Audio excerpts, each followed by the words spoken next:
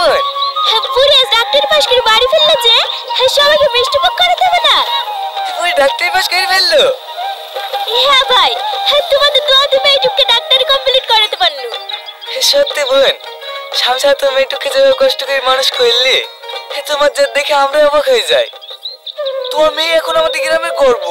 একটা মানুষ চেষ্টা করে যে সব পারে, সেটা তোমাকে দেখে শিখলাম। আরে দেখো আমাদের গবেরটা, এত করে বলি পড়তে বস সারাদিন মোবাইলেই পড়ে থাকবে। এই যা মিষ্টিগুলো হাতে ভরগা। ঠিক আছে বোন, তুমি যাও, হ্যাঁ মিষ্টি করে প্যাকেট ওরতে পাঠিয়ে দিছি। ঠিক আছে ভাই, এলাও।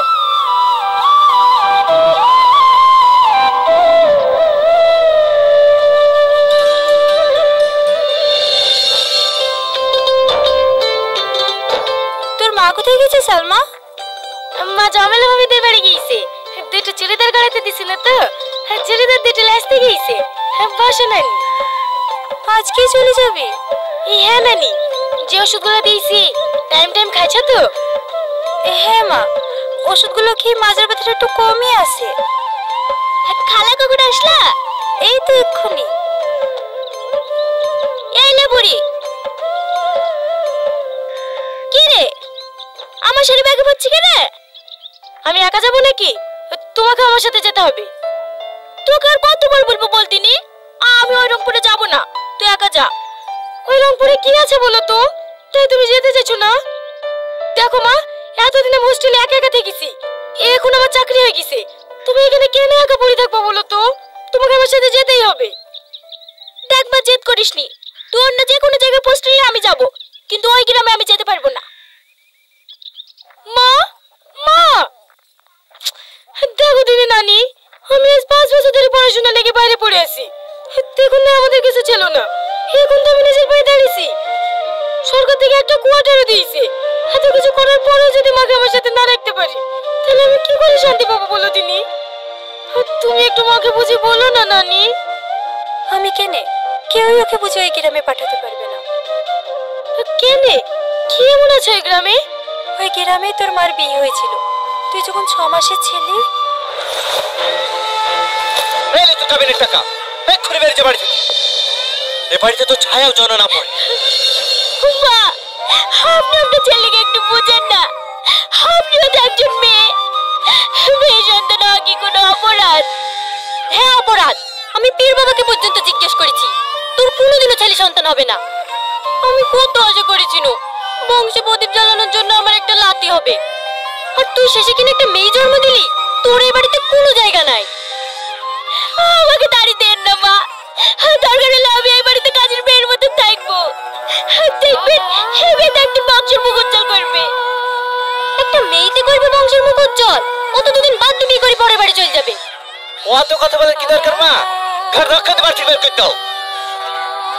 ঠিক আছে, তোমাদের কার কষ্ট করতে হবে না, আমি চলে যাচ্ছি।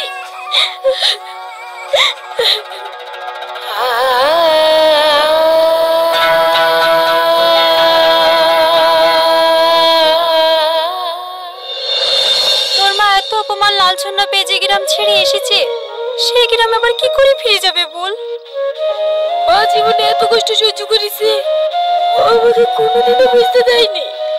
শুধু কি তাই, তোকে বুকে করে কাঁদতে কাঁদতে তোর মামার বাড়িতে উঠলো, তারাও জায়গা দিল না। তোর মা লোকের বাড়ি কাজ করে করে তোকে ডাক্তারি পড়িয়েছে।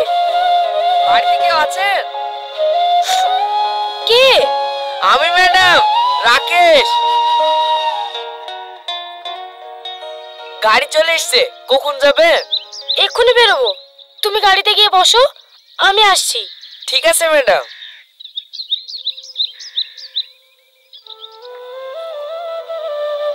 মা,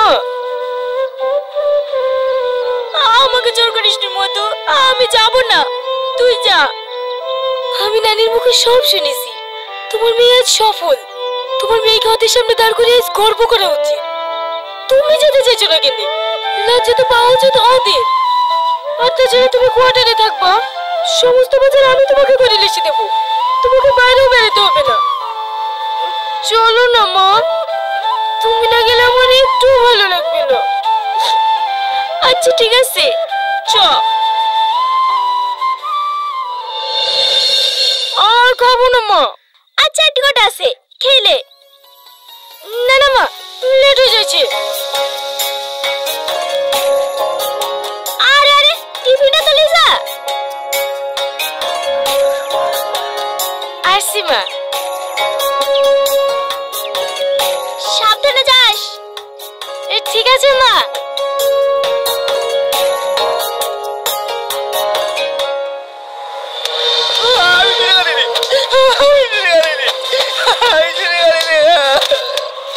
মার মার, বয়স থেকে চুরি করা সম্ভব যায়নি। আরে এত লেগে দোকানের সামনে কিছু রাখা যায় না? সেদিন সসপ্যানটা রেখে চলে গেছি, সকালে এসে দেখছি আর নাই।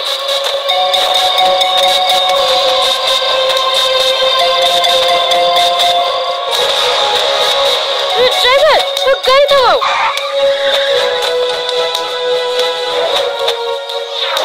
আরে আরে কি করছেন আপনারা? ছাড়েন। একটা বয়স্ক লোককে এভাবে কেউ মারে? মারবো না, ও আমার দোকান থেকে পাউরুটি চুরি করেছে। সামান্য একটা পাউরুটি নিয়েছে বলে মানুষটাকে আপনি এভাবে মারবেন? কত টাকা দাম আপনার পাউরুটির? 10 টাকা। এই নেন, যারা দেশে লাখ লাখ টাকা চুরি করছে তাদেরকে কিছু বলতে পারবেন না, এই গরিব মানুষগুলোকেই দেখতে পাবেন। ইস, কতখানিটা কেটে গেছে। আপনি আমার সাথে আসুন, আপনার ট্রিটমেন্ট করাতে হবে।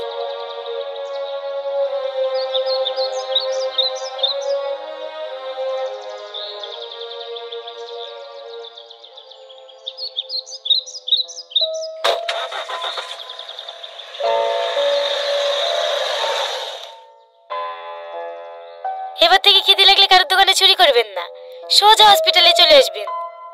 আমি আপনাকে টাকা দেব, কিছু কিনে খেয়ে নেবেন। আমি চুরি করতে চাইনি মা, দুদিন ধরে কিচ্ছু খাইনি।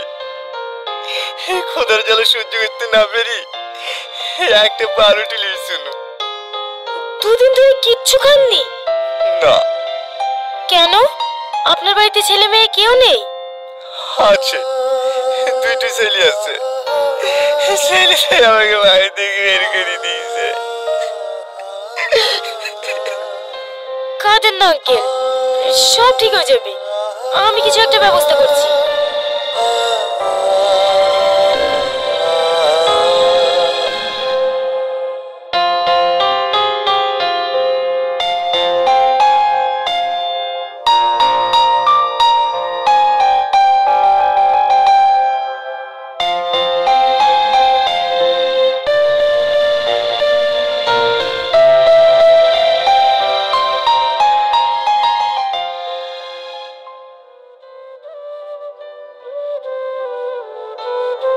এই নেন আঙ্কেল, খাবারটা খেয়ে নিন।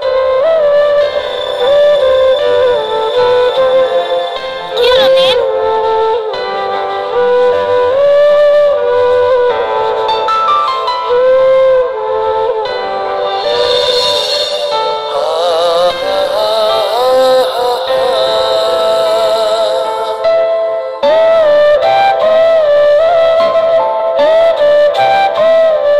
এই ওষুধটা খাওয়ার পরে খেয়ে নেবেন। কি হলো, আবার খাচ্ছেন কেন? এমনি, এই খাবারের স্বাদটা অনেক চেনা মনে হচ্ছে। আমার মা রান্না করেছে, ভালো হয়নি? এই হ্যাঁ, অনেক সুন্দর হয়েছে।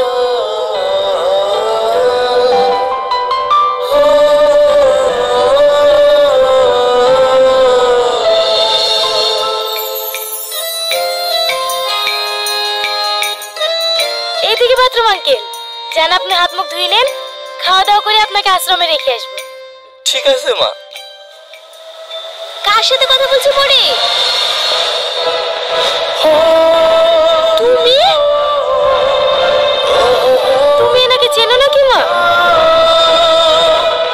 মায়া, এটা আমাদের মেয়ে?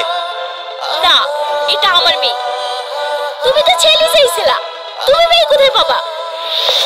মা, এটা আমার আব্বা।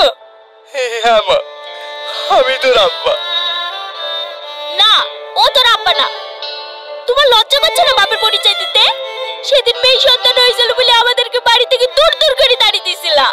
আর মেয়ে এখন ভালো জায়গায় পৌঁছে গেছে দেখি অধিকার জমা দিচ্ছো। না না মায়া, আমি ওদিকে নিতে আসিনি। যে মেয়েকে আমি অভিশাপ বাড়ি থেকে দূর দূর করে দাঁড়িয়ে দিয়েছি, তারও দেখার আমি কিভাবে চাইবো? আমি তো ছেলে চাইছিলাম।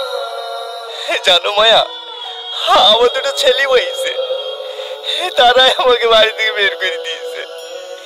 আমি সব সময় ভেবেছি শুধু ছেলেরাই পারে বংশের মুখ উজ্জ্বল করতে, কিন্তু না, তুমি দেখে দিয়েছো মেয়েরাও পারে বংশের মুখ উজ্জ্বল করতে।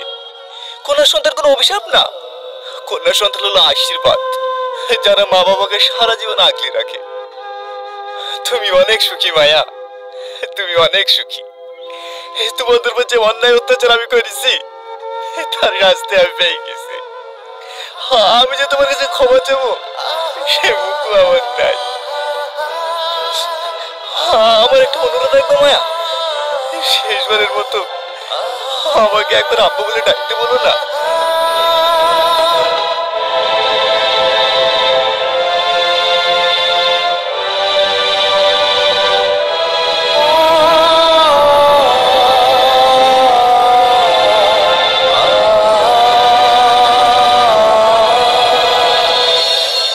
ঠিক আছে মায়া, বলতে হবে না। ভালো থেকো।